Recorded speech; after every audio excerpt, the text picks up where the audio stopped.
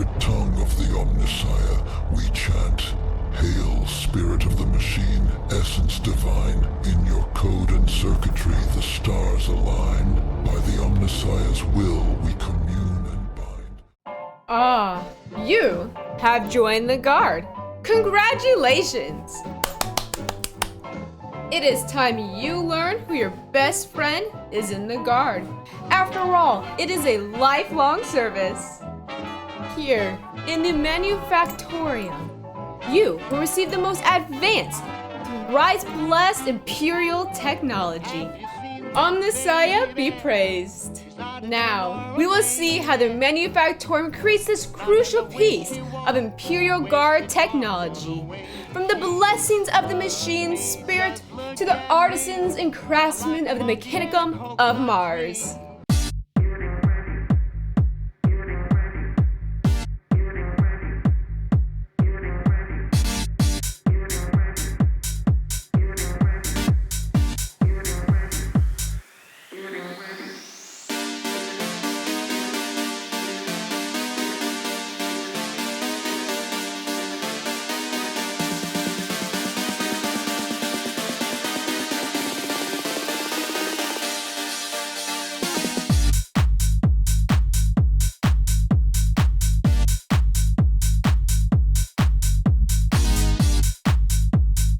For this, as you can see, I'm going to be using, I'm going to be using my small little Dremel, and so I don't ruin too much detail.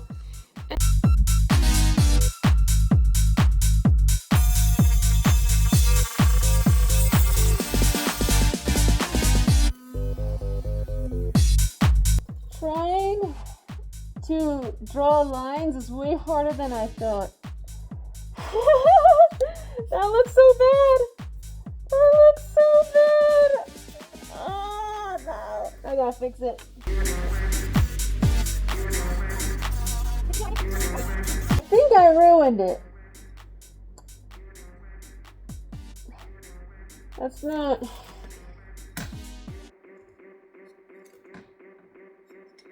That doesn't look right. So I went ahead and I sanded off the sides so that they're pretty smooth. And I'm probably just gonna Velcro it so I can take it on and off. And it fits now inside the helmet. Just like that. Yeah, like that. That looks good.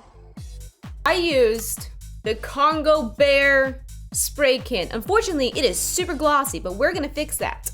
I could not find a matte version, but this is definitely a good color, and I think it costs around like $6 or so at Home Depot. And unlike your miniatures, you do not want to do little short spurts of sprays like you see in the video. You actually want to just hold it down and spray it very liberally all over the helmet, and that's actually gonna help reduce some of those lines if you didn't get them all out. Now it is time for my favorite part. You're not gonna want to be using these brushes like you normally do for your miniatures. You want to use these larger flat brush ends, and these flat ends, these kind of square ends, is gonna give you a whole lot more control. Now I just used lead belcher because that's what I have on hand, and I just went ahead and painted all of the little metal parts that is on my helmet. Now it is time to get yourself a acrylic matte medium. I absolutely love using this. It thins down the paint, and this is going to create that wash-like substance. Next, you're going to want to get yourself this giant foam brush, which I absolutely love because all of your brushes is going to leave all these little brush strokes, and this is going to make it look all nice, smooth, and grim. Now, I went ahead, I mixed in some burnt umber and some black acrylic paint with a whole lot of that acrylic matte medium. And then you just want to quickly put it all over the helmet. You want to do it in different directions because that's going to go ahead and get rid of any stroke that you put in there. You can even tap it along some of those creases to help darken it up. I even just tapped it like this, and that's just going to help even blend it more. This process is pretty forgiving, and I absolutely loved how it turned and how it looks with this foam brush and this kind of unique wash that we are using. Now I went ahead and I got a sea sponge, which I finally found a good purpose for. And I got the black paint that was slightly watered down, not too watery, more like an ink-like substance.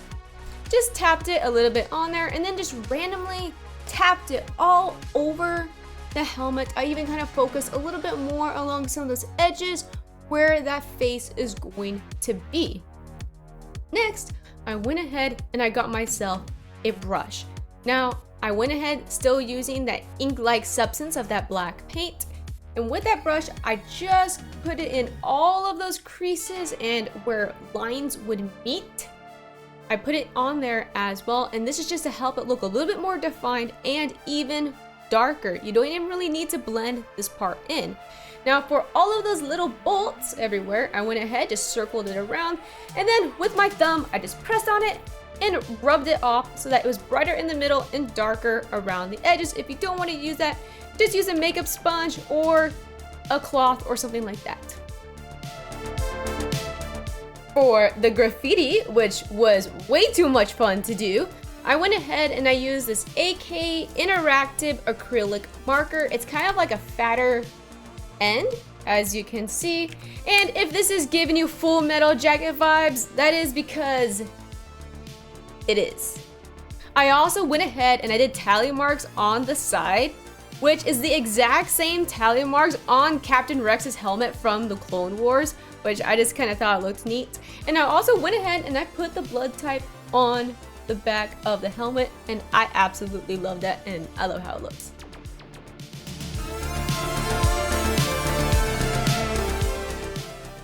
On the channel, you would know that we could not just finish a guardsman helmet without chips and scratches. I went ahead and used the Posca Silver paint marker. It can go on just about anything that is arts and crafty wise, including our acrylics, which is basically this helmet. You're just gonna want to tap it, or just kind of like, not quite civil, but more tap and little lines throughout all of the edges, or most of the edges on the helmet. I even just did it where some natural edges would meet, like on the ears. You don't want to be complete because this is going to help it look like some chips and scratches on there. Now I went ahead and just did some light scratches, and I like to do heavier scratches around where that face is and where those ears are as well. And you just want to do little wisps of scratches throughout the helmet.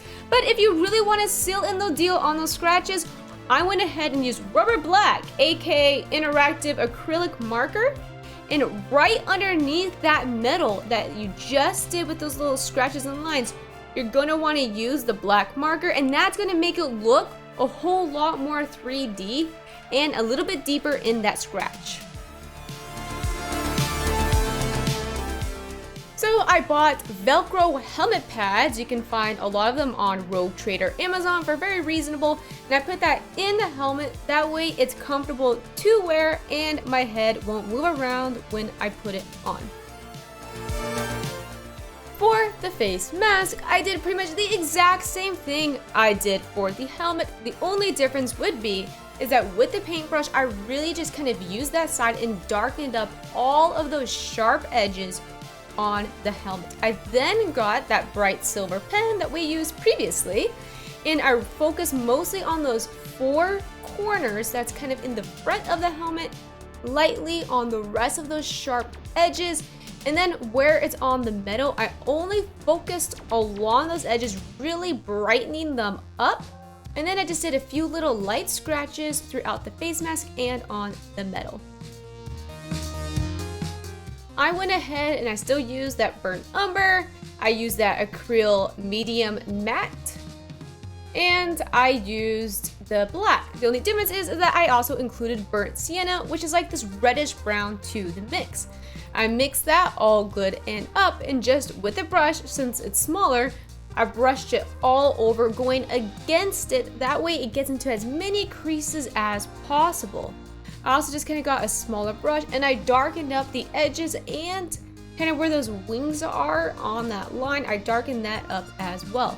Now you can either get a dry brush or just go back to a dry foam, and you're just gonna brush down to hit some of those brighter highlights while it's still wet. It's gonna take a little bit longer to dry, but you wanna just be fairly quick about it, and that's gonna help brighten it up while still leaving those darkened areas that you want. Remember, so I went ahead and I sanded off the sides so that they're pretty smooth. That was a mistake because the Velcro didn't work because there's too great of a distance between the face mask and the helmet, and I ended up using felt pads in the placement to hold the mask together in the helmet. So sanding it was a mistake. Time for the visor, and you guys really have to tell me about this because I had no idea what I was doing with this. First, I cut it off to fit my eye shape and I cut a nose piece off, but then how was I supposed to get this thing to bend? Like, it is a hard plastic. I tried a hair blower, and after 30 minutes, no avail. I then went to boiling water and still, it would not bend. So then, I ended up going to a mini blowtorch, whatever this thing is called. I put on a medium setting and I just burnt that little sucker until I was able to bend it. Now, just recall, I looked it up and this material that I got on Rogue Trader Amazon, it's like poly something, it actually releases a chemical when it burns, so I did wear a respirator mask. And while this was burning and somewhat flimsy, I got myself a oven mitt and I placed the oven mitt in the mask to try to mold it the best possible to the face mask to fit that shape. If you can think you can hot glue the little eye shield mask to the face mask, then think again because it just peeled right off. I even tried to super glue it with crazy glue and just came right off. So I decided to screw it. Literally, I drilled a hole through it, then I got 2 small little stubby screws and I screwed it in there, and that ended up working the best way.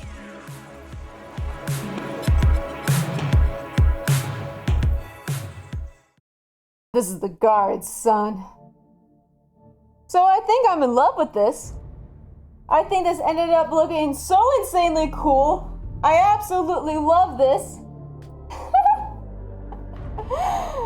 Oh man, this is so cool. Okay, and this comes out like that.